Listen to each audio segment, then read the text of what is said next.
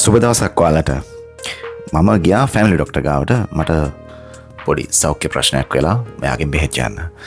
මං එතෙන්ට සෞඛ්‍ය ප්‍රශ්නයක් වෙලා බෙහෙත් යන්න ගියාම මට මගේ තියෙන රෝගී තත්ත්වය ෆැමිලි ඩොක්ටර්ට මට කියා ගන්න ඕන වුණා රුමිනෙන් භාෂාවෙන්. මට එතෙන්දී ඕන වුණා මගේ ශරීරයේ කොටස් ඔළුවට, කකුලට, පපුවට මේ තියෙන දේවල් කතා කරලා කියන්න. එතකොට මට තියෙන කැස්සක් කොහොමද තියෙන්නේ, මට සෙම තියෙනකොට කොහොමද කියන්නේ. එතකොට මේවට කියන එක එක නම් එක එක විදිහයි. ඉතින් අද අපි පාඩමට යමු. අද පාඩම ඩොක්ටර් කෙනෙක් ආවේදී නැත්නම් ෆාමසි එකකදී කොහොමද අපේ රෝගී තත්ත්වයන් පැහැදිලි කරන්නේ කියලා. මෙතෙන්දී අපි පළවෙනි ස්ලයිඩ් එකෙන් කතා කරමු අපේ ශරීරයේ තියෙන කොටස් වලට කියන නම්. අපේ ඔළුවට, මෙතන ඔයාලට පේනවා අපේ ඔළුවට අපි කියන්නේ කප්. අපේ ඇස් වලට අපි කියනවා ඕකි. ඊළඟට තියෙනවා අත. සාමාන්‍ය අත කියලා කියන්නේ අපේ අත කියන එකේ පහළ කොටසනේ. ඒකට කියනවා මන. කකුල් වලට කියනවා පිචෝර්. ඔයාගේ බෙල්ලට ගත්. පපුවට කියනවා පියෙප්ත්. පියෙප්ත්. බඩට කියනවා ස්තෝමක්. මේක ස්තෝ නෙමෙයි ස්තෝමක්. ඊට පස්සේ ඔයාගේ දන හිස් වලට, ගොඩක් අයට තියෙන ප්‍රශ්නය දන හිස් අමාරුව. දන හිස් වලට කියනවා මේක ඇහිලා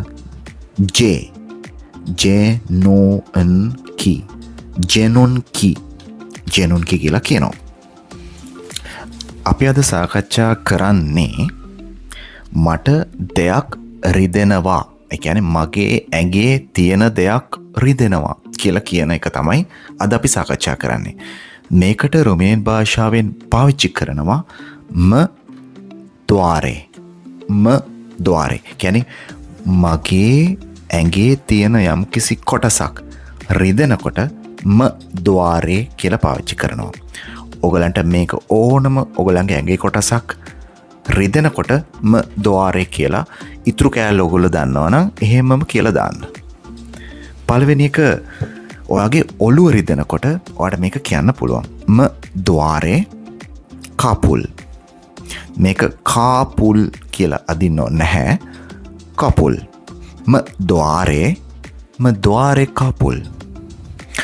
ද්වාරේ කපුල්. ඉතුරු ටිකත් මේ විදිහටම කියාගෙන යන්න. ද්වාරේ ගතුල්. ගත් කියලා කියන්නේ බෙල්ලට. ඔයගොල්ලන්ට සෙම හැම හැදුනහම සාමාන්‍යයෙන් බෙල්ල පොඩක් රිදෙන ගතියක් තියෙනවනේ, බෙල්ලේ වේදනාවක්. අන්නේ වෙලාවට ද්වාරේ ගතුල්. ගොඩ කට්ටිය තියෙනවා බඩ රිදෙනවා. ද්වාරේ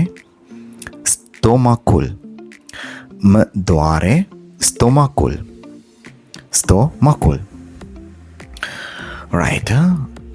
අපි මේක කන්ටිනියු කරමු. ස්පාතේ කියලා කියන්නේ පිටට, නැත්නම් කොන්දට. ඔයගොල්ලන්ගේ කොන්ද රිදෙනකොට කියන්න පුළුවන් ද්වාරේ ස්පාතෙලේ. ද්වාරේ ස්පාතෙලේ. ඊළඟ එක ඔයගොල්ලෝ ගොඩක් වෙලාවට මේ වචනේ නම් දන්නවා. පියෙප්ත්. ඔයගොල්ලෝ සාමාන්‍යයෙන් කුකුල් මස් ගන්න ගියාම පියෙප් දෙපුයි හැම වෙලේම ගන්නවා නේද? කුකුලගේ තියෙන අපි බ්‍රෙස්ට් එක කියලානේ ඔකට කියන්නේ. right. ද්වාරේ පියෙප්තුල්. මගේ පපුව රිදෙනවා.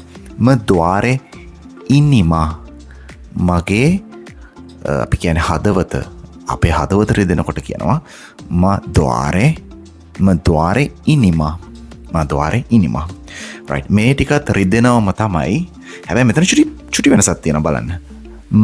ද්වාර කියන එක බලන්න උඩ රතු පාටෙන් ලියලා තියෙනවා. ඒක දෝර් කියලා වෙනස් වෙලා තමයි අපි මේ කොටස කරන්නේ. ඇයි ඒ?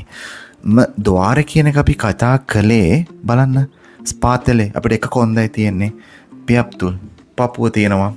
අපිට ඉනිමා එක හදවතක් තියෙනවා. එතකොට එකක් තියෙන වෙලාවට ම දෝර කියලා අපි පාවිච්චි කළා. හැබැයි ම දෝර් කියලා කියන්නේ අපි එකකට වැඩිය කතා කරනකොට කියන්නේ දෙකකට වැඩිය අපි කතා කරනකොට පාවිච්චි කරන ම දෝර්. බලන්න ම දෝර් පිච්චුආරෙලේ ම දෝර් පිච්චුආරෙලේ කියලා කියන්නේ කකුල්. එක කකුලකට නෙමෙයි කකුල් දෙකටම ම දෝර් පිච්චුආරෙලේ මගේ කකුල් දෙක රිදෙනවා නැත්නම් මගේ කකුල් රිදෙනවා. ම දෝර් මයි නිලේ ඔක මයි නෙමෙයි sorry මයි නිලේ ම දෝර් මයි නිලේ කියලා කියන්නේ අත්වලට මගේ අත් දෙකම රිදෙනවා නැත්නම් මගේ අත් රිදෙනවා. ම දෝර්